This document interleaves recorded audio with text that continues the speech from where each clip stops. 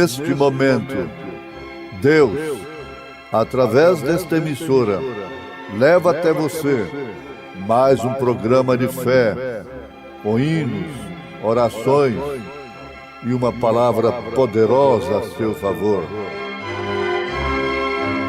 Fé para vencer o mundo.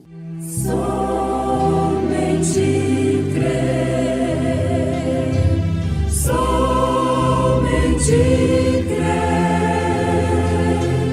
tudo é possível, somente crer, somente crer, somente crer, tudo é possível, somente crer.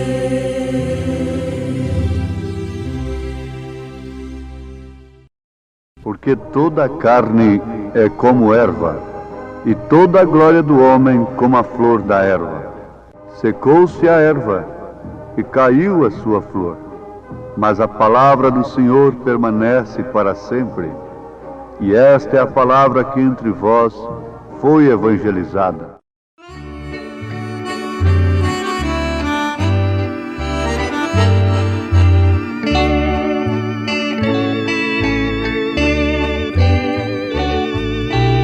Eis a escrava resgatada,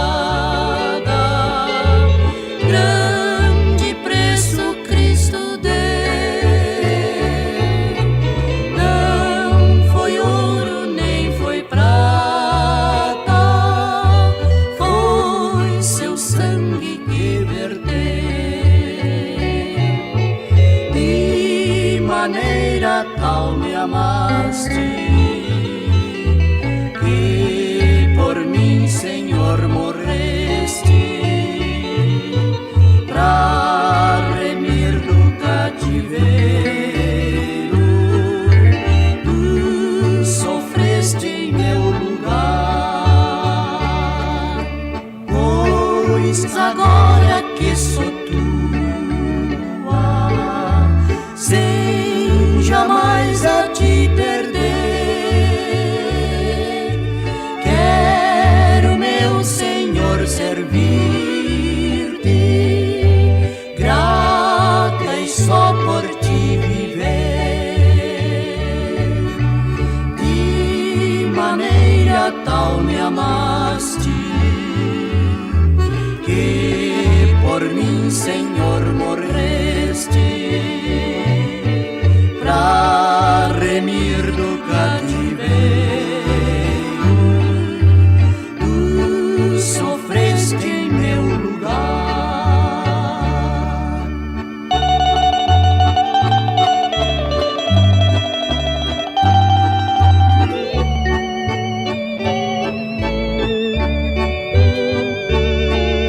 Estás no céu e eu na terra, esperando o teu voltar. Levarás então a escrava pra contigo aí reinar. De maneira tal me amaste, que por mim, Senhor, morreste, pra remir do cativeiro.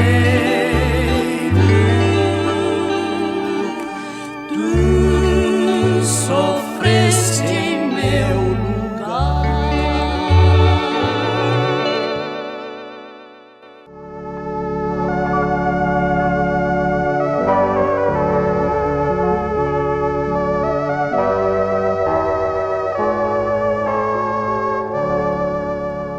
Porque toda a carne é como erva, e toda a glória do homem como a flor da erva. Secou-se a erva, caiu a sua flor, mas a palavra do Senhor permanece para sempre. E esta é a palavra que entre vós foi evangelizada. Ouvintes, é muito importante e necessário nós sabermos o que é que estamos ouvindo, que qualidade de coisa que estamos ouvindo. A Bíblia diz que a fé vem pelo ouvir. Isto deve alertar a todos, individualmente falando, a cada pessoa, sobre o que tem ouvido, especialmente acerca de Deus. Uma vez que a fé vem pelo ouvir, é necessário que nós façamos um inventário que tipo de fé nós temos. Se você ouve que há 3 pessoas na divindade, a sua fé vai ser em 3 pessoas. Um pai mais velho, um filho mais novo, o Espírito Santo. Não sei como eles fazem com o Espírito Santo. Seria uma pomba, uma pessoa, não sei como explicar isto aí, não é? Eu sei explicar a minha fé. Mas o resultado é isso. Se você ouve que o batismo é somente nos títulos, Pai, Filho e Espírito Santo, então a sua fé vai ser batismo nos títulos, Pai, Filho e Espírito Santo. Ora, mas Mateus 28:19 diz que é para ser batizado em nome do Pai, do Filho e do Espírito Santo. Muito bem, toda doutrina tem base bíblica, na verdade. Mas o nome ali não está sendo usado. Está sendo usado apenas os títulos. Se você pega as referências de Mateus 28:19 e tem fé na mesma escritura, você vai exigir que seu batismo seja em nome, não nos títulos. Você vai exigir o nome do Pai, do Filho e do Espírito Santo. A Bíblia não diz em nomes, mas há nome. Um nome para essas 3 manifestações de um só Deus. Esse nome é Senhor Jesus Cristo. Pai é Senhor, Filho é Jesus, Espírito Santo é Cristo. Jesus jamais seria o Cristo sem que o Espírito Santo estivesse nele, ungindo, habitando nele. Isto é certo. Em síntese, você já apanhou, já constatou a necessidade de fazermos um inventário sobre a qualidade da fé que nós temos. E pelas doutrinas que nós temos, pela palavra que nós ouvimos, então nós podemos qualificar a nossa fé. Fé batista, fé presbiteriana, fé assembleiana, fé metodista, fé católica e assim por diante. 900 e tantas fé. Cada um com uma fé, cada um com um modo de pensar, cada um com uma maneira. Mas há uma só maneira de Deus. Deus só tem um caminho. Eu sou o caminho e a verdade e a vida. Ninguém vem, não é vai, ninguém vem ao Pai senão por mim, disse Jesus. Agora, há uma necessidade extrema, mas as pessoas sentirem essa necessidade é o que seria mais importante, de qualificarem a fé. Os pagãos também têm fé, e eles estão satisfeitos, e às vezes são mais corajosos e mais fiéis naquela fé que não é taxada de cristã. Porque eles têm coragem até de dar um filho para um crocodilo comer, levados pela fé. Eles têm coragem de ficar cegos adorando o sol. Isto é fé. Na verdade, uma fé errada. Mas não há fé errada somente nos pagãos. Mesmo taxados de cristãos, tendo uma fé errada, não passa de um pagão. Isso é paganismo, enxergar 3 pessoas na divindade. Sim, de onde nasceu isso? A história nos mostra que nasceu 325 anos depois de Cristo no Concílio de Nicéia. Na Bíblia nós não encontramos isto. Jesus nunca diz eu sou o segundo. Ele diz eu sou o primeiro. Ele diz quem vê a mim vê o Pai. Ele diz eu e o Pai somos um. Ele diz eu vim em nome de meu Pai. Manifestei o nome de meu Pai aos homens. Por que não queremos usar o nome do Pai, então, no batismo? É porque estamos vendo, através de uma fé pagã, 3 pessoas distintas na divindade. Mas veja onde tem isso na Bíblia. Oh, se vocês quisessem tomar conhecimento melhor disto que estou falando.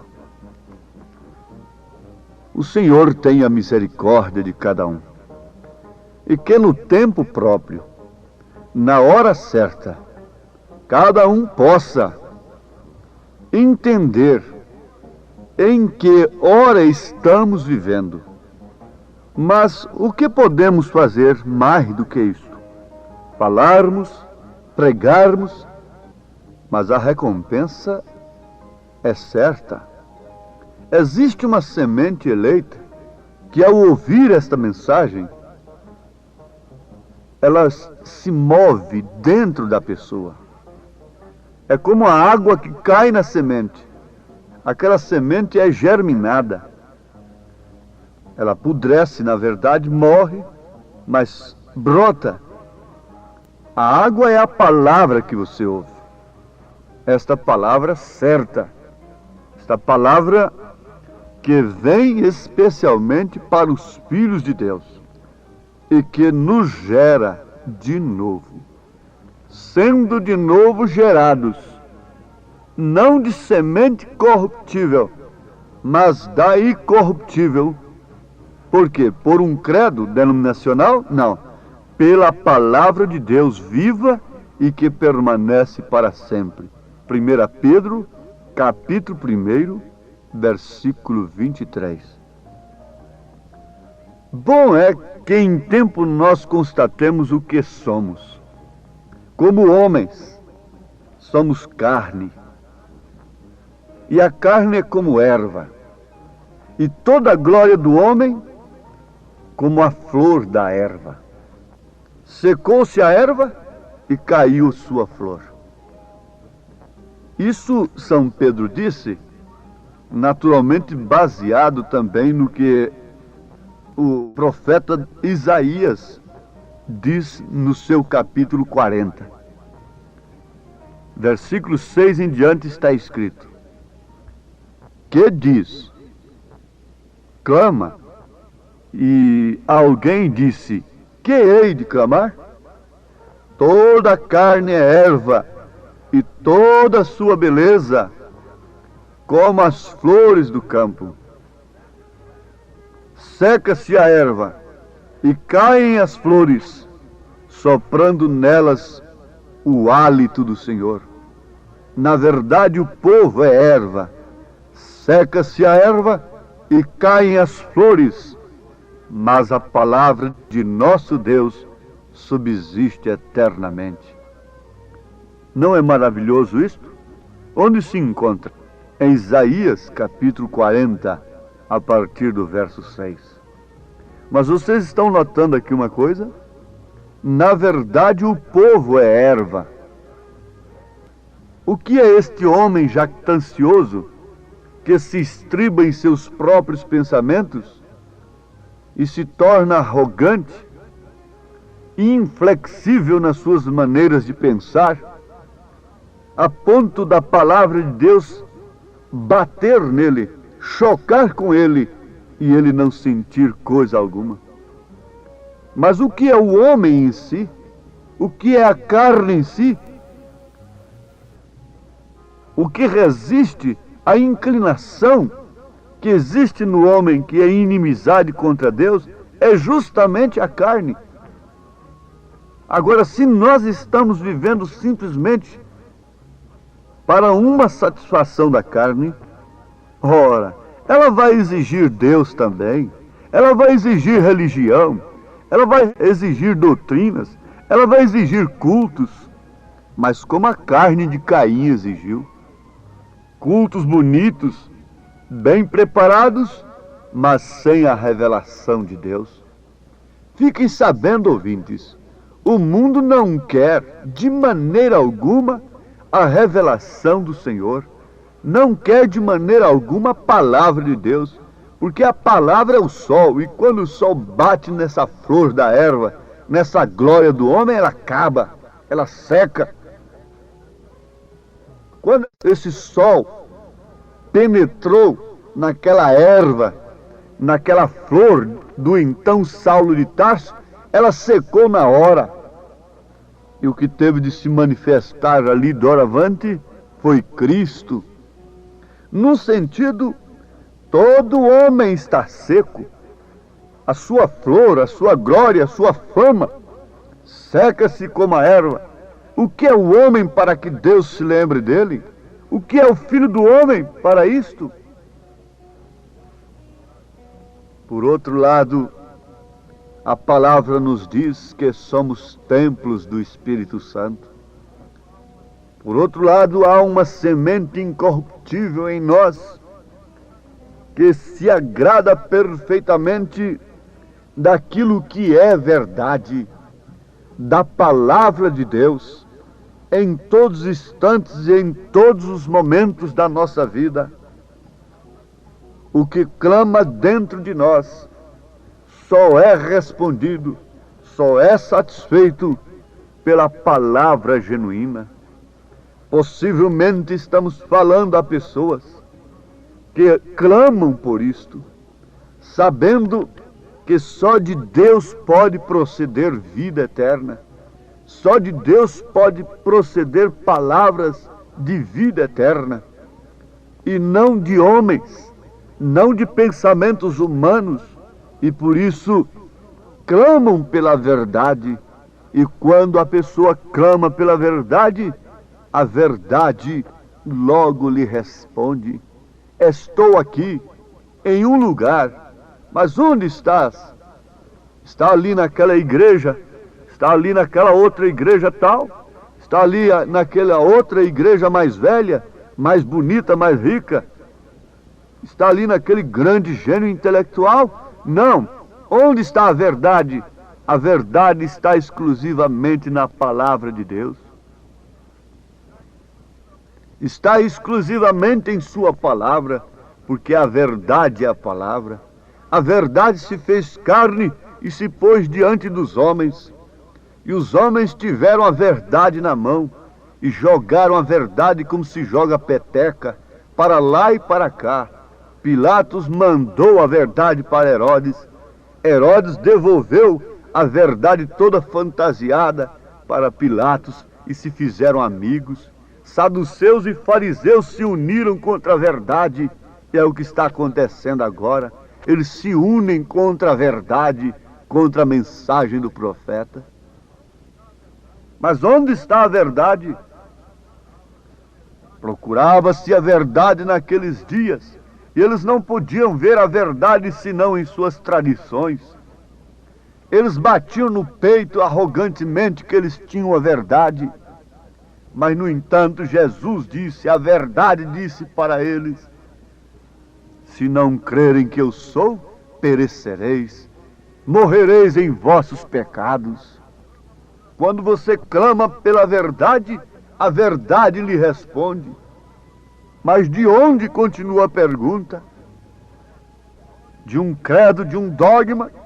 Não, ela só pode responder da sua palavra, da palavra de Deus. Se você quer viver na verdade como mulher, você não pode ter outro pensamento a não ser aquele apresentado em 1 Timóteo capítulo 2, a partir do versículo 9. 1 Pedro capítulo 3 e tantas outras referências. Você não pode viver na verdade sem observar estas coisas. Um reverendo disse para o profeta desta era: eu não prego um evangelho baseado em roupas. Isso demonstrou que aquele reverendo está pregando um evangelho completamente contrário ao que Paulo pregou. Ele diria a mesma coisa para São Paulo. Ele diria a mesma coisa para São Pedro. Ele diria a mesma coisa para São João, para todos os apóstolos. Eu não prego um evangelho como vocês pregam, baseados em batismos, baseado em roupas, baseados nisto e naquilo. Não, na verdade, o evangelho dos apóstolos foi baseado no sangue do Cordeiro, partindo lá do Calvário. Mas para quê? Para que nos acoberte em imundícia, em nudismo, em falta de pudor? Não. Paulo disse, porque estamos debaixo da graça, vamos permanecer no pecado e apresentar os nossos corpos como instrumentos de iniquidade, de provocação, de insinuação? Não, não, não, não. O evangelho de Paulo não foi baseado em roupas, foi baseado em sangue, mas um sangue que purifica, que limpa o caráter, que limpa o espírito. Se uma mulher deseja viver aí sendo vista pelos homens, isso prova que algo está mal com o seu espírito. O seu espírito está tão sujo quanto o espírito daquela mulher imunda. Por isso que ela tem os mesmos desejos. Oh, Deus não vai te julgar de maneira alguma, a não ser pelo espírito que há em você. E o único meio de se salvar é ter o Espírito de Cristo. E o Espírito de Cristo só nos conduz na verdade. Onde está a verdade? Ele vos guiará em toda a verdade. A Ele, sim, Ele quem? O Espírito Santo, a pessoa de Cristo na igreja. O Espírito Santo, o mesmo que gerou a Cristo, é o que deve nos gerar. Nós não devemos ser gerados por um credo, por um dogma, como São Pedro diz. O melhor que nós devemos fazer é, nesta hora, morrermos para todas essas coisas, essa flor toda secar, e sermos gerados de novo, não de semente corruptível, não de credos nem de renovações denominacionais, mas da incorruptível, pela palavra de Deus, viva e que permanece para sempre. Se somos gerados de novo pela palavra viva de Deus, seremos novas criaturas. Mas se somos gerados de novo por uma renovação denominacional, não passamos de velhas criaturas com roupagens novas? Seria isto? Ou seria um remendo de pano novo em vestido velho? Ou seria vinho velho em odres novos? É o que não passa disso, estas tais de renovações. É botando remendo de vestido novo em vestido velho. O rombo fica maior, eles ficam piores do que os demais. Ficam mais rebeldes e eles estão mais próximos da verdade, por isso eles crucificam a verdade. Eles são os maiores inimigos da verdade. Os pentecostais, os renovados, os outros que já ficaram para trás em outras eras, em justificação apenas e mensagem de Wesley e de Lutero, esses são os que menos perseguem a verdade. Mas justamente quem estava mais próximo do reino, como Jesus disse para aquele escriba, para aquele homem tão reto, tão bom, não estás longe do reino de Deus, não estás longe, você pode até pegar no reino e crucificar o reino, e matar o rei. Oh, que Deus tenha misericórdia de cada um de nós, e que cada um possa segurar em suas mãos, porque somente Ele tem mãos que podem nos segurar.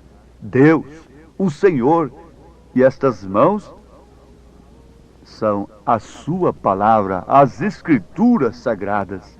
Em nome de Jesus, o Senhor vos abençoe. Amém.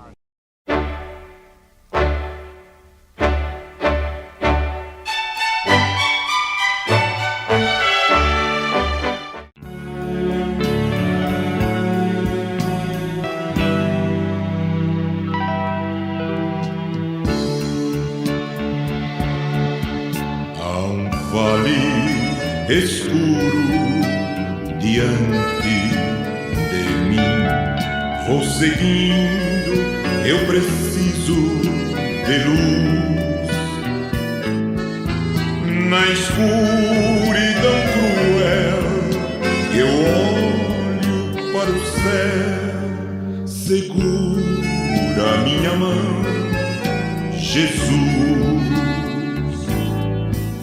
Segura a minha mão, Jesus. Segura a minha mão, Jesus. Oh, vem me acudir, não me deixes cair. Segura a minha mão, Jesus.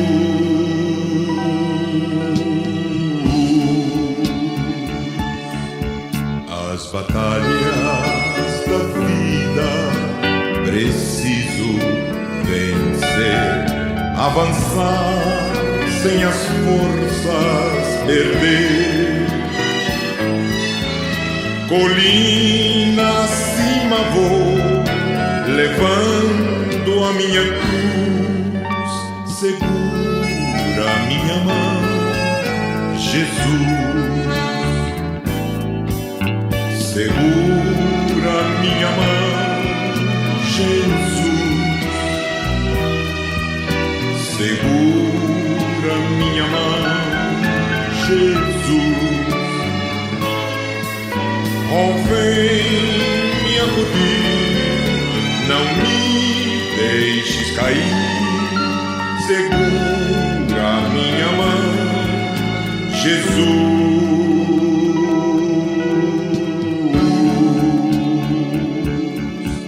Quando a hora soturna da prova chega, faz um hino meu ser entoar,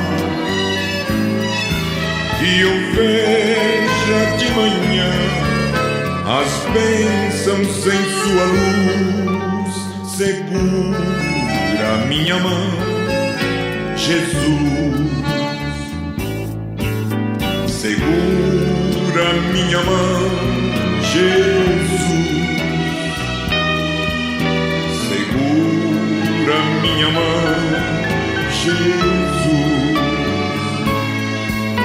Oh, vem me acudir, não me deixes cair. Segura minha mão, Jesus.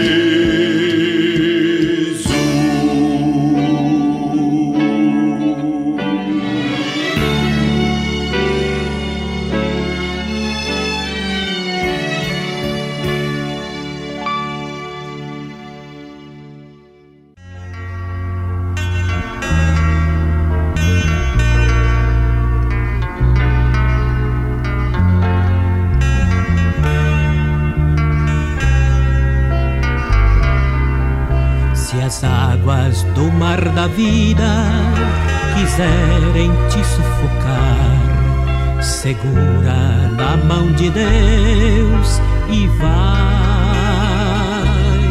Se as tristezas desta lida quiserem te sufocar, segura na mão de Deus e vai.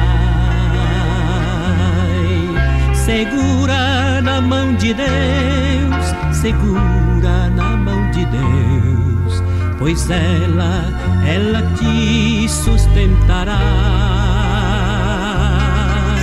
Não temas, segue adiante e não olhes para trás, mas segura na mão de Deus e vai.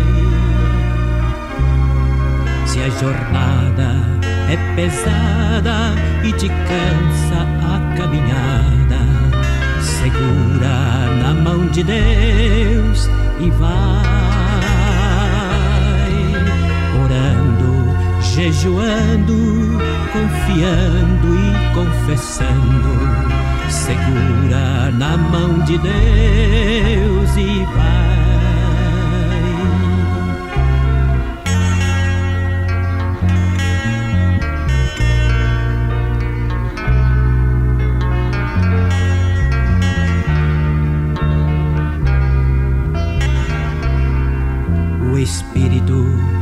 Senhor sempre te conduzirá. Segura na mão de Deus e vai. Jesus Cristo prometeu que jamais te deixará. Segura na mão de Deus e vai.